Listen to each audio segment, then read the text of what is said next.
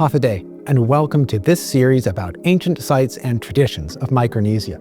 These episodes introduce the latest research and discussions about ancient life, history, and cultural traditions all across our diverse region of Micronesia.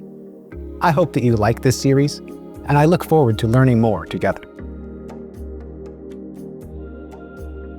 Stonework structures have characterized much of the landscapes and the cultural histories of Micronesia. Toward understanding these traditions in a long-term perspective and in a broader view of the Western Pacific, Professor Patrick Nunn shares about a new study. What I want to talk about today is Micronesian stonework, old Micronesian stonework, and how it is connected to similar stonework in other Western Pacific Island countries. And I want to ask the question, was there a Western Pacific stonework tradition that we really don't know very much about? And if so, what are the implications of that? So my name is Patrick Nunn, and that's the first slide of my talk. This is how my talk will be organized today. I want to first of all start with an overview of stonework in the Pacific Islands. And when I talk about stonework, what I mean is the way people in the past took stones and created structures and what the meanings of those structures were. The second part of my talk today will focus on Micronesian stonework for two things. First of all, for coastal protection, and then for the building of artificial islands. Then I want to move on to Solomon Islands in the Southwest Pacific, and I want to talk about the traditions there of artificial island building, which appear to be very similar to those in Micronesia. Then I want to move on to artificial islands in Fiji, and most people, including most Fijians, don't know that there are artificial islands in Fiji that were created long before European arrival in those islands. And the final thing I want to do is to ask the question that I mentioned at the outset. Was there a Western Pacific stonework tradition? And if so, what does it actually mean? What are the implications of our trying to understand that better? So starting off, part one, stonework in the Pacific Islands, an overview. And the picture you see on the right there is of Tiki Takai on Hivaoa in the Marquesas in French Polynesia. A huge piece of rock carved in the distinctive tiki form, but you can see there it's around 9 feet tall. So to actually make this thing and transport it and then erect it where it is today on a platform of stones, marae, was an extraordinary achievement. So the first point that I make is that stonework in the Western Pacific appears purposive. It had a purpose. There was a reason for doing it. It wasn't just arbitrary. It wasn't just a sort of weekend diversion for people. And as far as I can see, that most stonework was for ceremony. Much of it was for defense against both enemies and the encroaching sea, and for the creation of artificial islands. And of course, through time, particular stonework may have actually changed in terms of its function. And I think the point is worth making that the effort involved in creating these stonework structures appears phenomenal, suggesting that the motivation for creating stonework was profound, it was shared amongst large numbers of people, and it was enduring. Creations like Nanmadol, for example, weren't just done in a couple of years. They would have taken generations to complete. So clearly, I think we're missing something when we try to understand the early history, the early human history of Micronesia and other island groups in the Western Pacific. So look, I want to just give you a few examples from other island countries. This is from Ureparapara Island in Vanuatu, a series of stone walls that you can see there. Most of my research has been in the South Pacific, particularly in the islands of Fiji, and you can see there the stone wall at Tadilevu, which we believe dates from around 600 years ago. And it was surrounding the Chiefly compound on top of a mountain there. I also want to talk about the Vatutangiri Hill Fort in Fiji. This is the climb up to the Vatutangiri Hill Fort. It's not an easy climb. It's one that takes, several hours to actually get to. And then when you get to the place, you find these incredible stone walls, ring after ring of stone walls built on steep slopes. And all of these rocks have been transported up this mountain. So really an extraordinary thing to contemplate.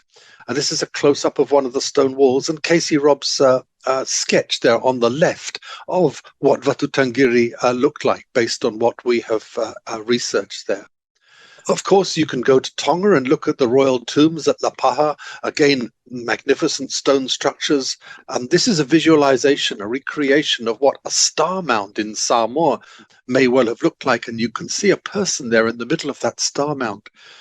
Archaeologists still argue over the function of these star mounds. Many people think they were for pigeon snaring, but clearly they also had a lot of ceremonial significance as well. In Solomon Islands, off the coasts of large High Malaita Island, there are a number of artificial islands, including New Leni, that you can see here, which is one of the more recent ones, and I'll come back to these later. And then, of course, we come to Micronesia and to perhaps the most iconic of all stonework structures in the Pacific Islands, which really is the 93 artificial islands of Nan Madol, and the structures, megalithic structures, built on top of those islands. Let me now focus on Micronesian stonework in slightly more detail. Islands in the Pacific go up and down, and within the last 3,000 years or so, there have been many oscillations of sea level up and down in the Pacific, and islands themselves go up and down. So the picture of Ranonga you can see in the top right there, that shows a coral reef that was lifted out of the water in a matter of seconds back in 2007, associated with a large earthquake. And in Yap, which you can see there in the bottom right, the sea level, the ocean surface is rising something like 3 or 4 times faster than the global average, around 10 to 12 millimeters every year at the moment. And combined, these processes would have seen shorelines both recede and prograde, extend seawards at particular times. And both these shoreline movements plausibly resulted in the construction of coastal protection stonework. I've only got one good example, actually, and that's from Yap proper that you can see on the top right there.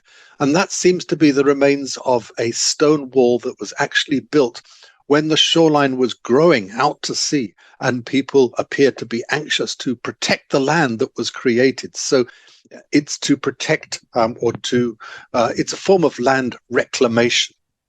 And Yap has experienced many of these shoreline changes over the years. And these walls were built to protect the land. And at other times, the shorelines or parts of Yap, the sea level fell. And you got the foundations of what became artificial islands.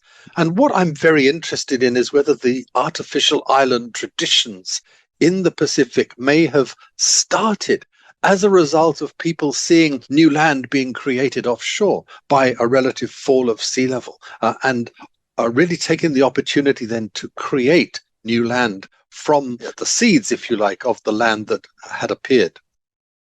Some great examples, of course, from Ponape. That's the map of Nan Madol and around 93 artificial islands. It's important to note that Ponape is an ancient volcano that's subsiding under its own weight into the sea floor many kilometers below. The long-term rate of sinking is around 0.03 millimeters a year, not much to worry about there. But we also know, and I'm a geologist by training, so it's something that's really interesting to me, that this rate has increased over the last few 100,000 years to around 0.91 millimeters a year, which is certainly a bit more significant. So the overall trend of coastal change around High Ponape is a sinking one. In the past, when shorelines emerged, perhaps because of sea level fall, there may have been a spurt of artificial island building, and I'm fascinated by Nakapwe, which is close to Nan Madol, but across Nan Madol is off the top right of this photograph. And there's a passage through the reef just next to Nakapwe, separating it from Nan Madol. I think that Nakapwe represents an experiment in artificial island building that predates Nan Madol.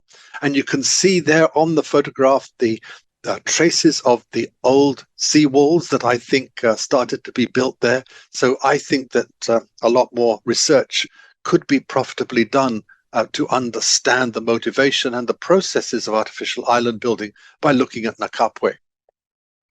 But while coastal protection and artificial island building may have been opportunized by coastal emergence, there's also clearly an independent tradition of land reclamation in Micronesia. Like I said earlier, Nan Madol would have taken generations to complete. This is not a straightforward exercise.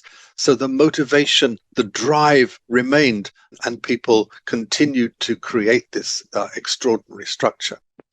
Nan Madol we hear a lot about, but in Micronesia there are others, particularly looking at Yap in the left of this diagram, in the west of this, on the west of this map. There are a number of artificial islands around Romong, around Gagil, and then coming to Ponape itself, we've talked about Nan Madol and Nakapwe, but there are other examples as well. And of course, the well-known site of Lelu in Koshrai Island in the eastern part of the Federated States of Micronesia. I'm very interested because I think that the precise relationship between human enterprise and vertical shoreline change may be illustrated by Lelu on Koshrai Island. The earliest walled compounds about AD 1400 were built out across the fringing reef at a time of sea level fall. So people saw the land extending and thought, we need to capitalize on this and protect this land. Moving on to part 3 and to talk about artificial islands in Solomon Islands. Almost all artificial islands in Solomon Islands are off the coast of Malaita, either in the Lau Lagoon or the Langalanga Lagoon. One of the famous ones in the Langalanga Lagoon is Laulasi, that you can see there. A substantial island, probably quite old in terms of sort of several hundred years rather than several decades. Also quite an old island in the Lau Lagoon is Sulufo. This is a photograph from the 1960s to show what it looked like then. These are islands not out in the open ocean. They are islands within the main barrier reef, built up from the lagoon floor. And here's a close-up of Sulufo today, so you can see what it looks like. According to local informants in Solomon Islands, these islands were built perhaps because people wanted to avoid the malaria that was rampant on the mainland, perhaps because there was a lack of land for them to farm on the mainland, perhaps because of a dispute over land on the mainland, perhaps a combination of these things, or perhaps something else altogether. It's very difficult to second guess the motivation of people in the distant past. The fourth part of my talk today, I want to talk about artificial islands in Fiji. And like I say in the top right there, most artificial islands built in pre-globalization times in the Western Pacific come from Micronesia and Solomons. And many people don't know that there are also artificial islands in Fiji. But clearly, Fijians had the ability to use stone to create elaborate structures in difficult locations, as you can see from the hill forts. We've done some surveys in Fiji, and we've found a number of artificial islands. And what's so interesting about them is that most of them are today recognized as chiefly islands.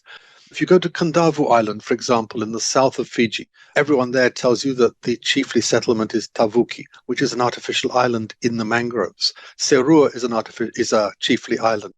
Bao is the chiefly island of the Rewa Confederacy. Nanyumba Sanga is the chiefly island on Moturiki, and so on and so on. This is what Serua looks like. It's an artificial island built between two higher volcanic islands. That's an old photograph. This is a much more up-to-date photograph, and the artificial island part of this is sinking to the extent that people are considering relocating to the adjacent mainland. This is Bao Island. There's a hill there on the left, but the rest of it appears to be largely artificial. So it's an island that has been artificially enlarged, probably over hundreds and hundreds of years. And one of the islands that we're researching at the moment is called Nambakavu Island in the north of Fiji, and we think it may be entirely artificial. So an artificial island with a central mound, as it appears in this diagram, in the middle of the Traketi River. The last part of my talk today is, was there a Western Pacific stonework tradition? Absolutely. But the key question for me is whether this was a regional cultural trait, one that came from a common root, or whether it was one that developed independently in different places. And the second question that I'm very interested in is whether shoreline change, whether it opportunized the building of coastal protection structures and artificial islands in Micronesia, whether it was something that gave people the idea that this was possible. And clearly, more research is needed before the tangible evidence of Western Pacific stonework disappears altogether. So what is a way forward?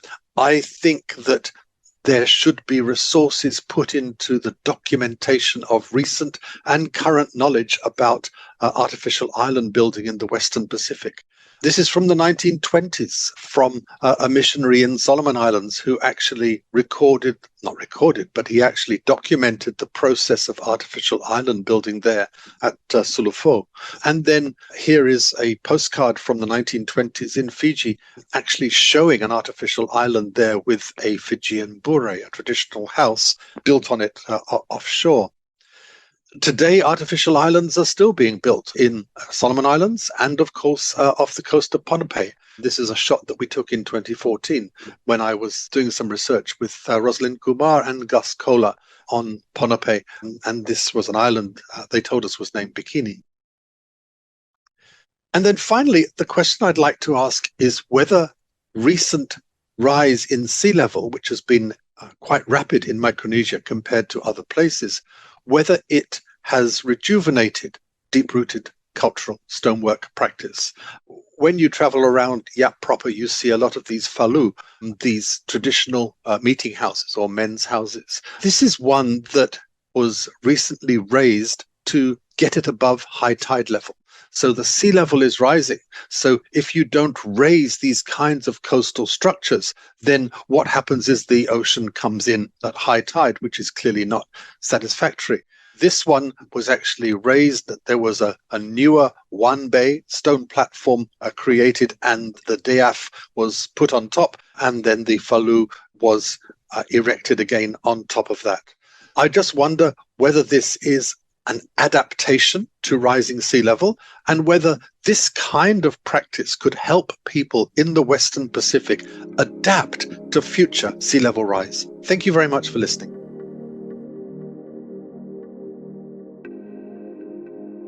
Thank you for joining us in learning about ancient sites and traditions of Micronesia. If you would like to learn more details, then I encourage you to visit in person or online the Micronesian Area Research Center of the University of Guam. Thank you again for watching this program. I hope that you will continue to explore and discover more.